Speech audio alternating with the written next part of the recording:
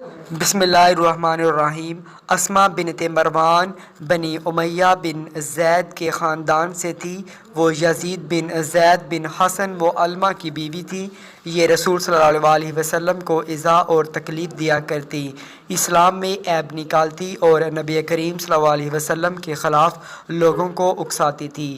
حضرت عمیر بن عدا رضی اللہ تعالیٰ عنہ کو جب اس عورت کی ان باتوں اور اشتعال انگیزی کا علم ہوا تو کہنے لگے، اے اللہ، میں تیری بارگاہ میں نظر مانتا ہوں، اگر تو نے رسول صلی اللہ علیہ وسلم کو بخیر و عافیت مدینہ منورہ لوٹا دیا تو میں اسے ضرور قتل کر دوں گا۔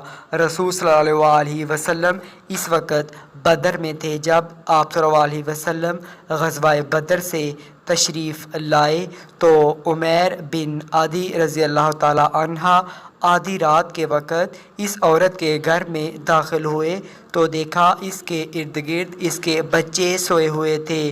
ایک بچہ اس کے سینے پہ تھا جسے وہ دودھ پلا رہی تھی۔ حضرت عمیر نے اپنے ہاتھ سے عورت کو ٹٹولا تو معلوم ہوا یہ عورت اپنے بچے کو دودھ پلا رہی ہے۔ حضرت عمیر نے بچے کو اس سے الگ کر دیا، پھر اپنی تلوار اس کے سینے پر رکھ کر اسے دبایا اور وہ تلوار پشت سے پار ہو گئی۔ پھر نماز فجر صلی اللہ علیہ وسلم کے ساتھ ادا کی۔ جب نبی اکرم صلی اللہ علیہ وسلم نماز سے فارغ ہوئے تو حضرت عمیر کی طرف دیکھ کر فرمایا، کیا تو نے بنت مروان کو قتل کیا ہے؟ کہنے لگے، جی ہاں، میرے ماں باپ آپ پر قربان ہوں۔ اے اللہ کے رسول، حضرت عمیر کو اس بات سے ذرا ڈر سا لگا کہ کہیں میں نے رسول اللہ صلی اللہ علیہ وسلم کی مرضی کے خلاف تو قتل نہیں کیا۔ کہنے لگے، اے اللہ کے رسول صلی اللہ علیہ وسلم، کیا اس معاملے کی وجہ سے مجھ پر کوئی چیز واجب ہے؟ فرمایا، وہ اس میں سینگوں سے نہ ٹکرائیں۔ یہ کلمہ رسول صلی اللہ علیہ وسلم سے پہلی مرتبہ سنا گیا۔ عمیر رضی اللہ تعالیٰ عنہ کہتے ہیں، رسول صلی اللہ علیہ وسلم نے اپنے ارد گرد دیکھا، پھر فرمایا، اگر تم ایسے شخص کو دیکھنا پسند کرتے ہو جس نے اللہ اور اس کے رسول کی غیبی مدد کی ہے تو عمیر بن عدا رضی اللہ تعالیٰ عنہ کو دیکھ لو۔ بنی عمرو بن عوف کا ایک شیخ جسے افق کہتے ہیں، وہ نہایت بوڑھا آدمی تھا۔ اس کی عمر 120 سال تھی۔ جس وقت رسول صلی اللہ علیہ وسلم مدینہ منورہ تشریف لائے تو یہ بوڑھا لوگوں کو آپ کی عداوت پر بھڑکاتا تھا اور مسلمان نہیں ہوا تھا۔ جس وقت رسول اللہ صلی اللہ علیہ وسلم بدر کی طرف نکلے اور غزوہ بدر میں آپ کو اللہ تعالیٰ نے کامیابی عطا فرمائی تو اس شخص نے حسد کرنا شروع کر دیا اور بغاوت و سرکشی پر اتر آیا۔ رسول صلی اللہ علیہ وسلم اور صحابہ کرام رضوان اللہ اجمعین کی مذمت میں ہجو کہتے ہوئے ایک قصیدہ کہا۔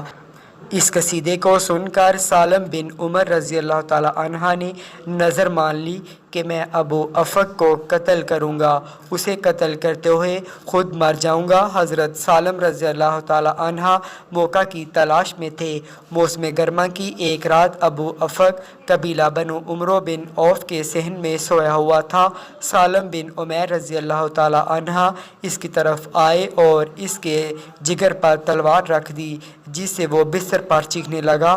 لوگ اس کی طرف آئے جو اس کے قول میں اہم خیال تھے، وہ اسے اس کے گھر لے گئے، جس کے بعد اسے قبر میں دفن کر دیا اور کہنے لگے، اس کو کس نے قتل کیا ہے؟ اللہ کی قسم، اگر ہم کو معلوم ہو جائے کہ اسے کسی نے قتل کیا ہے تو اس کو ضرور قتل کر دیں گے۔ حضرت حسان بن عطیہ رضی اللہ تعالیٰ عنہ کہتے ہیں کہ رسول اللہ صلی اللہ علیہ وسلم نے ایک لشکر روانہ کیا، اس میں عبداللہ بن رواحہ اور جابر رضی اللہ تعالیٰ عنہ بھی تھے۔ جب مشرکین نے صف آرائی کی تو ان میں ایک آدمی نے سامنے آ کر رسول اللہ صلی اللہ علیہ وسلم کو گالیاں دینا شروع کر دی۔ مسلمانوں کے اس لشکر میں ایک آدمی کھڑا ہوا اور اس نے کہا، میں فلاں بن فلاں ہوں اور میری ماں فلاں عورت ہے، آپ مجھے اور میری ماں کو گالیاں دے دو اور رسول اللہ صلی اللہ علیہ وسلم کو گالیاں دینے سے رک جاؤ۔ اس سے وہ مزید مشتعل ہو گیا اور اس نے اور گالیاں دینیاں شروع کر دیں۔ مسلمانوں نے اپنے پہلے کلمات پھر دہرائے، پھر تیسری مرتبہ کہا کہ اگر تو نے پھر سے اس کلمے کو لوٹایا تو میں تلوار لے کر تجھ پر چڑھ جاؤں گا۔ اس نے پھر وہی کلمہ دہرایا تو مسلمان نے اس پر حملہ کر دیا۔ مشرک پیچھے ہٹا، مسلمان نے اس کا تعاقب کیا اور مشرکین کی صفوں کو پھاڑتے ہوئے اپنی تلوار سے اس پر وار کر دیا۔